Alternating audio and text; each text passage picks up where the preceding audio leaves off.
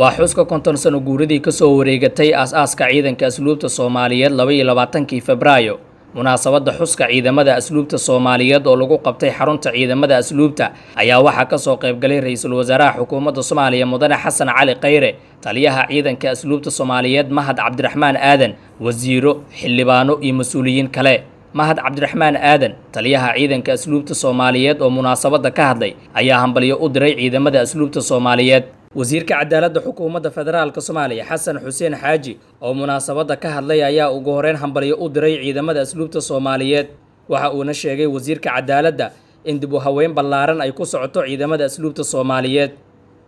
waxaan u hambaliyeynayaa ciidamada asluubta sanad guuridii kontonaad.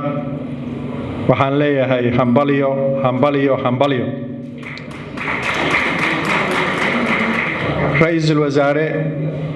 anagoo qaadanayna tilmaamahaada iyo tusaalahaada, ciidamada asluubta waxaa ku socda dib u habeyn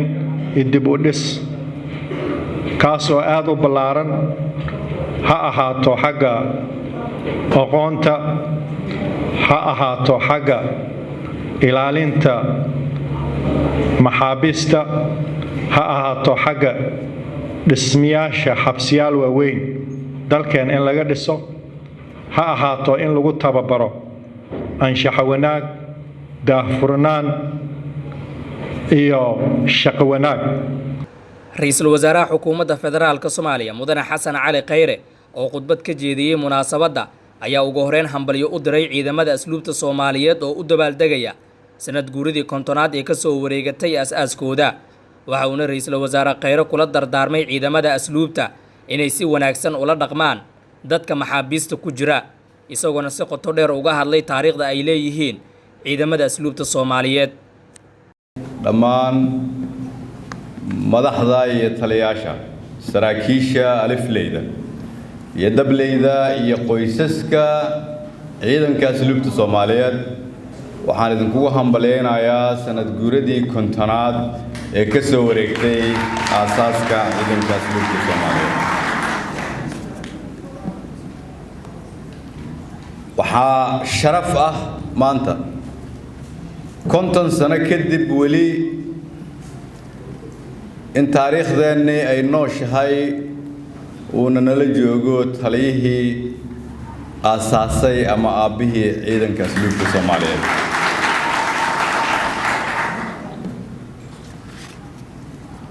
inteena isaga ku xigta daahan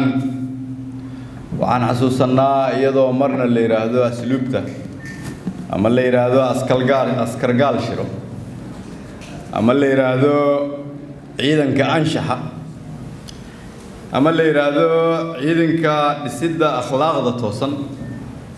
ama la yiraahdo ciidanka daryeelka maxaabiista, ciidanka bulsheynta dhaqan celinta, ciidanka dhismaha iyo wax soo saarka, ciidanka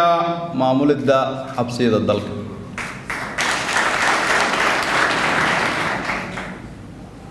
waxaa laga yaabaa in dad badan aanay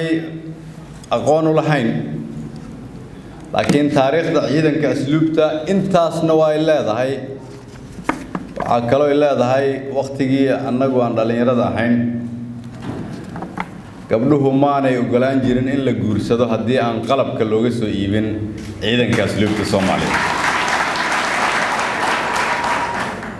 Ra'iisul Wasaaraha Xukuumadda Soomaaliya Mudane Xasan Cali Khayre ayaa caddeeyay in loo baahan yahay in dib u habeyn ballaaran lagu sameeyo hanaanka cadaaladda dalka oo ah jiridda dowladnimada ee isku haya bulshada, si buu yiri loo helo nidaam dowladeed oo isku dheelitiran. Mudane Xasan Cali Khayre ayaa sidoo kale sheegay in guulo wax ku ool ah laga gaaray dib u haweyntii lagu sameeyay amniga, dowlad wanaagga iyo dhaqaalaha, loona baahan yahay in dib u haweynta cadaaladda lagu dadaalo si shaqadiina ay u sahlanaato. marka iyadoo la sii wadi doono dib u habeynta ciidamada lagu sameynayo, anigoo u mahad celinaya taliyayaashii qaybta libaax ka qaatay oo halkan fadhiya, General Bashiir, General Daahir ay ugu horeeyaan, lana sii wadi doono dib u habeyntaas oo dhalisayna inay sahlanaato in askari walba uu xuquuqdiisa helo ama qof walba oo shaqaalaha dawladda ay 3 sano la soo dhaafay xuquuqdooda helaan. waxaa haddana muhiim ah maadaama dalku uu marayo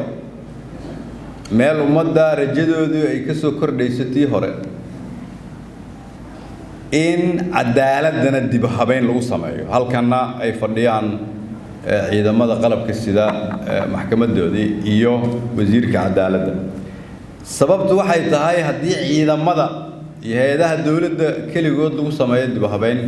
oo hay'adihii cadaaladana dib u habeyn lagu sameeyo waxaa halkaa ka dhacaysa in ay jiri doonto nidaam dawladeed oo aan isu dheelitirnayn